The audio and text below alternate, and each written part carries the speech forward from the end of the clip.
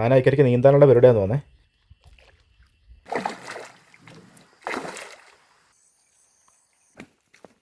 Hi, അപ്പോൾ നമ്മൾ കഴിഞ്ഞ പ്രാവശ്യം ചൂണ്ട കുത്തിട്ട് കുറേ മീനൊക്കെ കിട്ടിയായിരുന്നു. അപ്പോൾ ഇന്ന് നമ്മൾ ചൂണ്ട കുത്താനായിട്ട് പോകണേ. നമുക്ക് എന്തായാലും ഒന്ന് കുത്തി നോക്കാം ഇന്നുമില്ലും കിട്ടുമെന്ന്. അപ്പോൾ നമുക്ക് ആദ്യമായിട്ട് തന്നെ ചൂണ്ട കുത്താനുള്ള കമ്പ് വെട്ടണം. ഇവിടെ അടുത്തൊരു കാപ്പിത്തോട്ടമുണ്ട്, വനത്തിൻ്റെ അകത്താണ്. അപ്പോൾ അവിടെ നമ്മൾ കമ്പ് വെട്ടാനായിട്ട് പോകുന്നത് കേട്ടോ. ഇതുകൊണ്ടല്ലോ, ഇതൊരു പെരത്തറയാണ്. ഇത് ഇടുക്കി ഡാം പണിയുന്നതിന് മുമ്പ് താമസിച്ചിരുന്ന ആൾക്കാരുടെയാണ് കേട്ടോ. അപ്പോൾ അവരുടെ കാപ്പിത്തോട്ടമാണ് ഇവിടെ ഉള്ളത്. അപ്പോൾ ചെറിയ കാപ്പിത്തയുടെ കമ്പൊക്കെ നമുക്ക് വിട്ടെടുക്കാം. ഡാം പണിയാൻ നേരത്തെ ഇവരെയൊക്കെ കുടിയിറക്കി വിട്ടതാണേ. ഇവിടെ നിന്നൊക്കെ കുടിയിറക്കി വിട്ട ആൾക്കാർ നമ്മുടെ വീഡിയോ കണ്ടിട്ട് കമൻറ്റ് ചെയ്യാറുണ്ടായിരുന്നു കേട്ടോ. ഇത് നമ്മുടെ വൈരുമണി ആ സ്ഥലത്തിൻ്റെ അടുത്താണ് കേട്ടോ, വേങ്ങാനം അങ്ങനെയൊക്കെ പറയുന്നത്. അപ്പോൾ ഇവിടെ നിന്നൊക്കെ ഇറക്കി വിട്ട ആരെങ്കിലുമൊക്കെ ഉണ്ടെങ്കിൽ ഒന്ന് കമൻറ്റ് ചെയ്യണേ.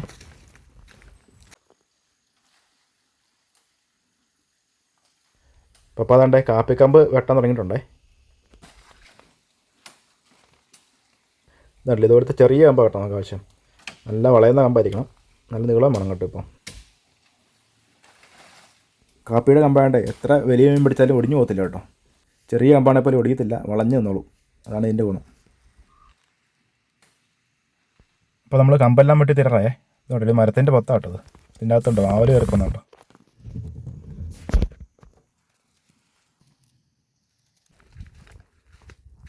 അപ്പോൾ നമ്മൾ കമ്പെല്ലാം വെട്ടിയിട്ട് ഡാമിലേക്ക് നടക്കുവാണ്. അതുകൊണ്ട് ഇത്ര ഇടുങ്ങിയ വഴിയാണെങ്കിൽ പോലും ആന ഇതിലെ കറക്റ്റായിട്ട് വരുവേ, തെറ്റിയൊന്നും പോകത്തില്ല. ഇതൊക്കെ ആനയുടെ സ്ഥിരം താരയാണ് കേട്ടോ. അത് അപ്പോഴത്തേക്കൊരു തോട്ടാപ്പുഴ കയറി കാല കറിച്ചു കേട്ടോ. ഇപ്പം ഇച്ചിരി വെയിലാകണ്ട കേട്ടോ, അല്ലെങ്കിൽ ഇതൊന്നും അല്ല. എന്ത് ഒഴുകാണെന്നറിയോ.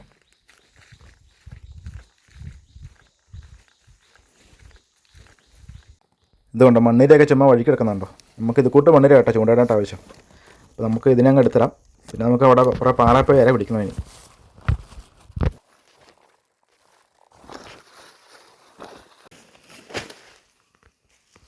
ഇതുകൊണ്ട് ഒരു മലണ്ണാൻ ചെടി പോകുന്നുണ്ടോ.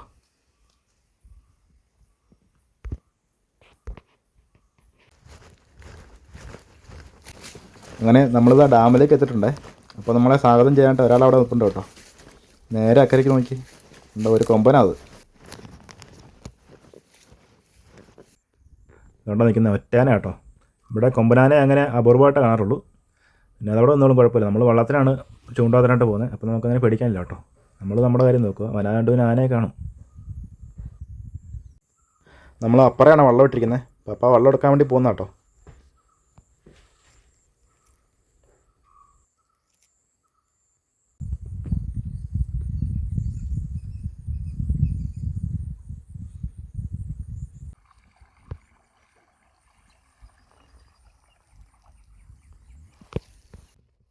അപ്പോൾ നമ്മൾ കമ്പെല്ലാം കയറ്റി വിട്ടു. ഇനി നമ്മൾ കരയെ പിടിക്കാൻ പോണേ.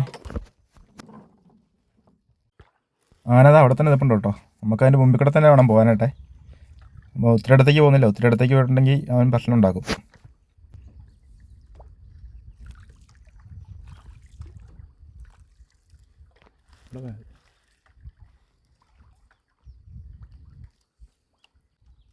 ഇത് അവിടെ വന്ന് പുല്ല് കുറച്ച് തിന്നു കേട്ടോ.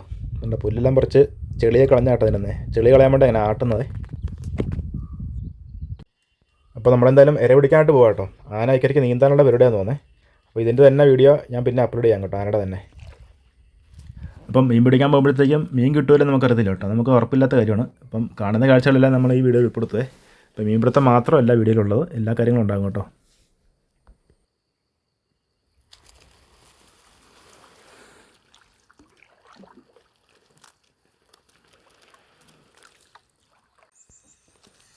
അങ്ങനെ നമ്മളിതാ ഇര പിടിക്കാനുള്ള സ്ഥലത്തേക്ക് വന്നിട്ടുണ്ടേ. നമ്മൾ ഈ പാറ എന്നാണ് ഇര പിടിക്കുന്നത്.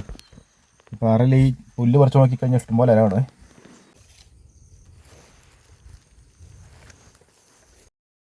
ഇതുകൊണ്ട് എന്ത് ഭംഗിയുള്ള കാഴ്ചകളാണെന്ന് നോക്കിയേ. ഇത് ഒരു തരം കാട്ടുപോൾസമാണ് കേട്ടോ.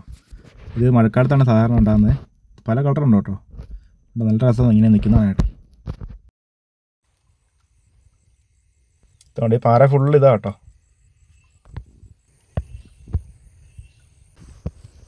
അങ്ങനെ നമുക്ക് ഈ പാറയിൽ നിന്ന് അത്യാവശ്യം ഇര കിട്ടുന്നുണ്ട് കേട്ടോ. നമ്മൾ കറക്റ്റ് എണ്ണത്തിനുള്ള ഇരയാണ് പിടിക്കുന്നത്. ഏകദേശം 40ഓളം ചൂണ്ടയാണ് കേട്ടോ നമുക്ക്. അങ്ങനെ നമ്മളിതാ ഇരയെല്ലാം പിടിച്ച് വന്നപ്പോഴത്തേക്കും ആന ഇക്കരയ്ക്ക് നീന്തി കയറിയിട്ടുണ്ട് കേട്ടോ. അപ്പം എന്താ നമുക്ക് കുത്താനുള്ള ചൂണ്ട ഏതൊക്കെയാണേ. കാർബണിൻ്റെ കൊളുത്തുണ്ട്, പിന്നെ സാധാ കൊളുത്തുണ്ട് കേട്ടോ. കാർബണിൻ്റെ വെള്ളത്തിൽ നമ്മൾ പുതുതായിട്ട് മേടിച്ചതാണ്. ഇനി നമുക്ക് കുറേ മീൻ കിട്ടിയായിരുന്നു കേട്ടോ.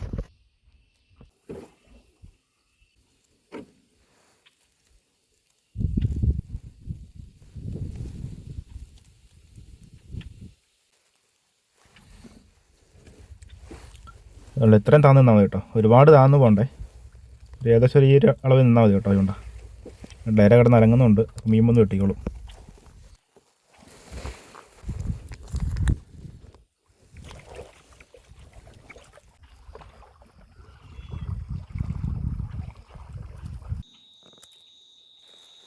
കിട്ടിയപ്പോൾ ഇത് കുറച്ച് കൊണ്ടൊക്കെ നമ്മൾ ഇതുപോലെ മരത്തെ കെട്ടി വെക്കും കേട്ടോ. പണ്ട് ഒരുപാട് വരാലൊക്കെ ഉണ്ടായിരുന്ന സമയത്ത് ഇങ്ങനെ വെള്ളം കയറുമ്പോഴത്തേക്ക് ഇതുപോലെ മരത്തല ചൂണ്ട കൊത്തുന്ന പപ്പ പറഞ്ഞു കേട്ടോ. അപ്പോൾ നമ്മൾ ഇങ്ങനെ മരത്തിൽ നിന്ന് കുറച്ച് ചൂണ്ട കൊത്തി വെക്കുവാണേ, കെട്ടി വെക്കുവാണേ.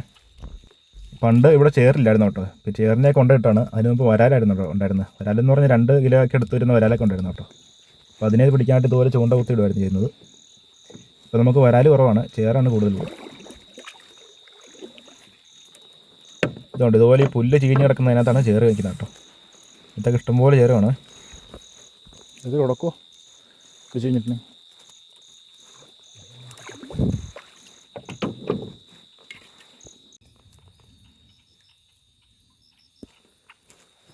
അപ്പോൾ നമ്മളിതാ ചൂണ്ടയെല്ലാം കുത്തി തീരാറായേ. നേരം ഏകദേശം ഇരുട്ടാറായി കേട്ടോ. നമ്മൾ വീട്ടിലേക്ക് പോകണേ. നാളെ നമ്മൾ ചൂണ്ട നോക്കാനായിട്ട് വരുന്നത്. രാവിലെ തന്നെ ഒന്ന് ചൂണ്ട നോക്കണം.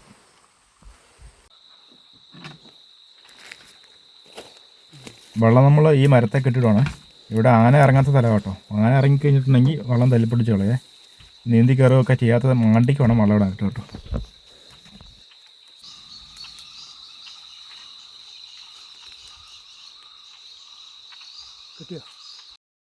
അങ്ങനെ നമ്മൾ രാവിലെ ഡാമിലേക്ക് വന്നിട്ടുണ്ട് കേട്ടോ. അപ്പോൾ നമുക്ക് ഓരോ ചൂണ്ടയും നോക്കി നോക്കി അങ്ങ് പോവാം.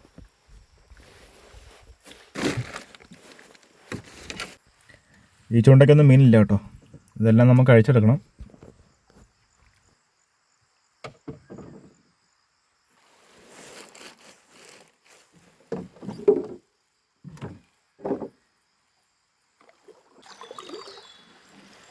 ഉണ്ട്, ഇതിനൊന്നും മീനില്ല കേട്ടോ. മീനുണ്ടെങ്കിൽ ചൂണ്ട നല്ലതായിട്ട് തന്നെ വലിഞ്ഞ് നിൽക്കുവേ.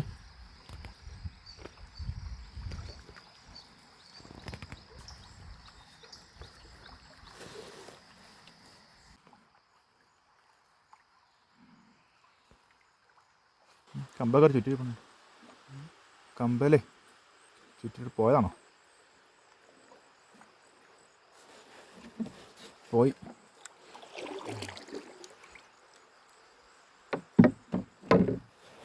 അതുകൊണ്ട് ഇതൊക്കെ ചുറ്റി പോയതാ കേട്ടോ. ഒരുപാട് മീൻ മിസ്സാകാറുണ്ട് ഇങ്ങനെ.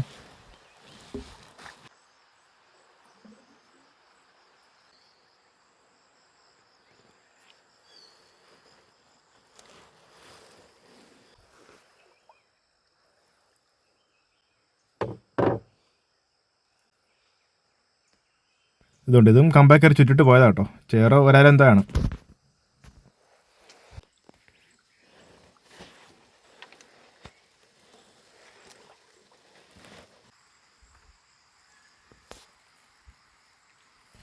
ഇതങ്ങനെ ഈ ചൂണ്ടയ്ക്കൊരു മീൻ കിടപ്പുണ്ടേ. ശരിക്കും പള്ളയിലേക്ക് കയറി ചുറ്റിയാണ് കിടക്കുന്നത്. പോയോ?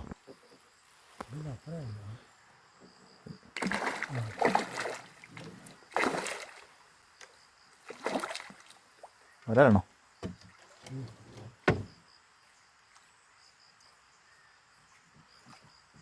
പറിക്കാൻ നോക്കണ്ട.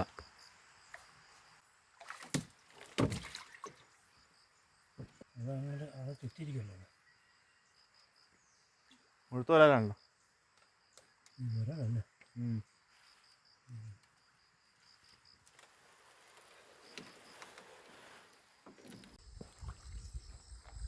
അങ്ങനെ നമ്മൾ ചൂണ്ടയിൽ ഏകദേശം നോക്കി തീരാറായേ. ഇത് നമ്മൾ ഇന്നലെ ഇര പിടിച്ചതല്ല കേട്ടോ.